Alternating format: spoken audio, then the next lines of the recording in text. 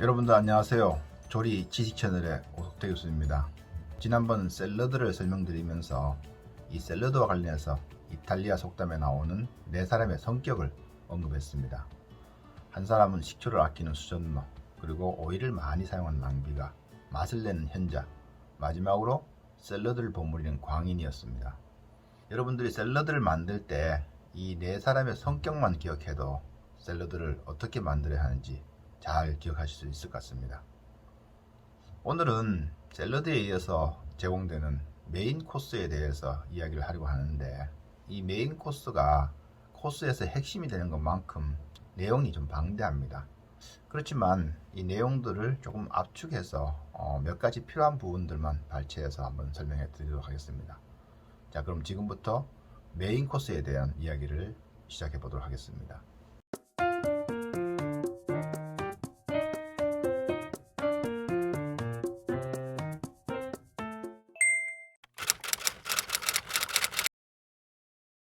사실 메인 코스는 요리의 명칭이라기보다는 코스 전체에서 갖춰야 할 기능에 초점을 둔 메뉴 용어라고 할 수 있습니다.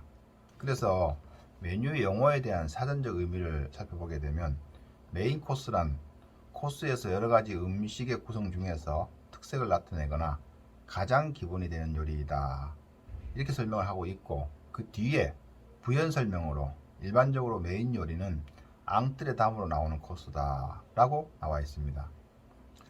여기서 재밌는 것은 앙뜨레 다음으로 나오는 코스가 이제 메인이라고 했는데, 실제로 미국과 케벡을 제외한 캐나다라든가 여러 나라에서는 앙뜨레가 곧 메인 요리를 뜻합니다. 그럼 왜 앙뜨레가 메인 요리를 뜻하는 단어로 사용될까 하는 것을 좀 더 깊이 있게 살펴볼 필요가 있습니다. 이 앙뜨레가 요리 용어로 기록에 나타난 것은 1536년 처음으로 인쇄된 메뉴 책자에 보이기 시작합니다. 이때에는 앙뜨레드 테이블이라고 해서, 즉 테이블 입구라는 뜻으로, 이것을 해석하게 되면 식사를 할 때 첫 번째로 제공되는 음식이다, 이렇게 의역을 해볼 수가 있습니다. 그래서 이때 메뉴판을 보게 되면 앙뜨레가 처음 나오고 나서 두 번째로 지금의 수프인 포타주가 나오게 됩니다. 그리고 중간에 여러 가지 육류가 나오고 마지막 부분에 디저트가 제공되게 됩니다. 이것만 볼 때는 현대 코스 메뉴에서 가장 먼저 제공되는 에피타이저와 혼동이 될 수가 있습니다. 그렇지만 이런 음식 제공 순서는 일관성을 가지고 일정 기간 동안 이 메뉴판에 계속 나타납니다.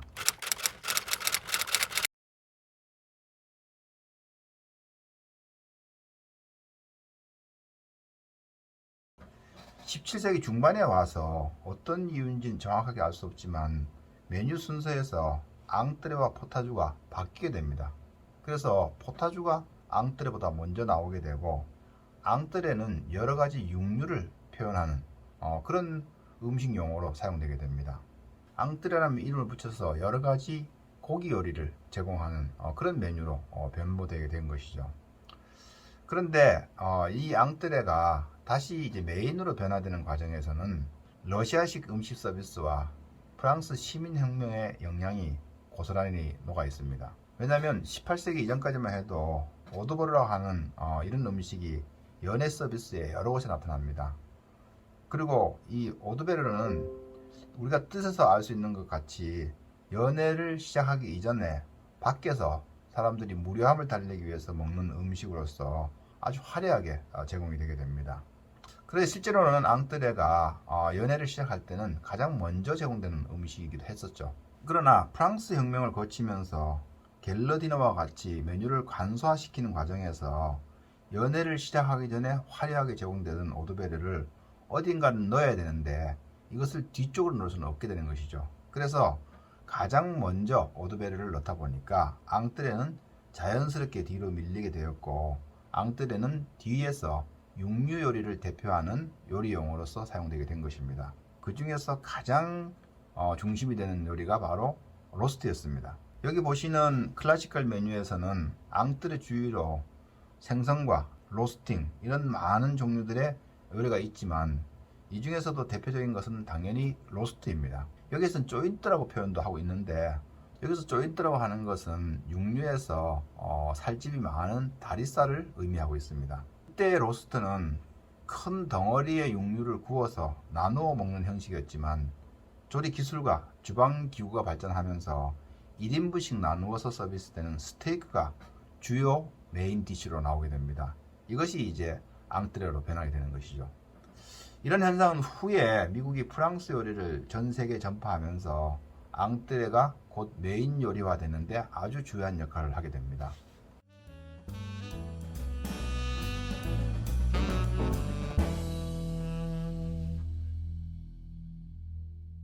유럽 역시 1, 2차 세계대전을 거치면서 전쟁에 대한 후유증도 있었겠지만 음식을 먹는데 많은 시간을 보냈던 상류 사회가 산업혁명과 함께 일상생활이 바빠지게 됩니다.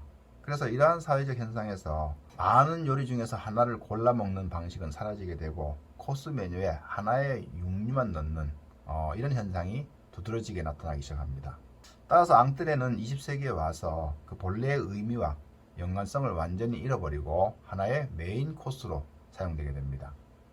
그럼에도 불구하고 현대 프랑스 레스토랑에는 아직도 메뉴판에 앙뜨레라고 하는 코스가 남아 있는데 여기서 말하는 앙뜨레는 메인 요리가 나오기 이전에 작게 제공되는 음식을 말합니다. 이 메인 요리가 아주 광범위하다 보니까 그 의미를 설명하는데도 상당히 길었습니다.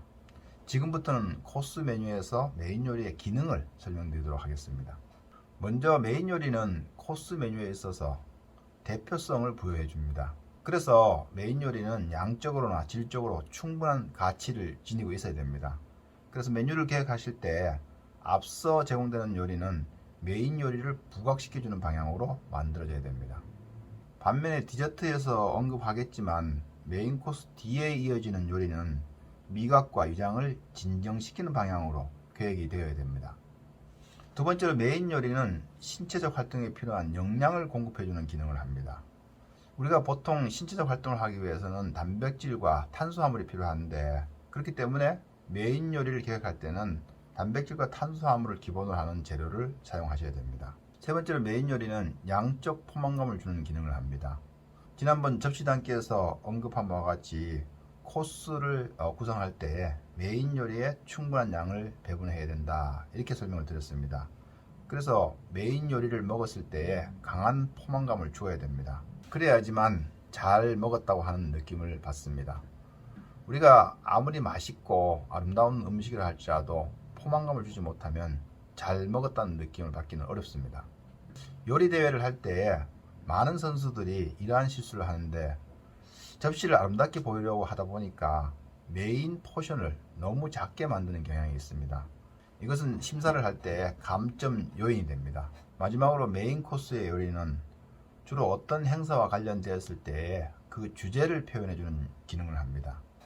작게는 결혼식이나 또 생일과 같이 개인적 행사는 말할 것도 없이 국가 정상 간의 만찬이나 또는 국제적 행사에서 이 음식을 통해서 주제를 표현할 때 이 메인 디시에서 가장 큰 주제를 나타내게 됩니다. 이 정도로 메인 코스의 그 의미와 기능에 대해서는 마무리하도록 하고 이번 메인 코스를 설명드리면서 다시 한번 그 많던 클래시컬 퀴즈인의 코스들이 어떻게 이 갤러디너와 같이 간소한 메뉴로 줄어들었는지를 보다 더 명확하게 이해할 수 있는 시간이 된 것 같습니다. 다음 시간에는 갤러디너의 마지막 코스인 디저트에 대한 설명을 드리도록 하겠습니다. 조리 지식 채널의 오석태 교수였습니다.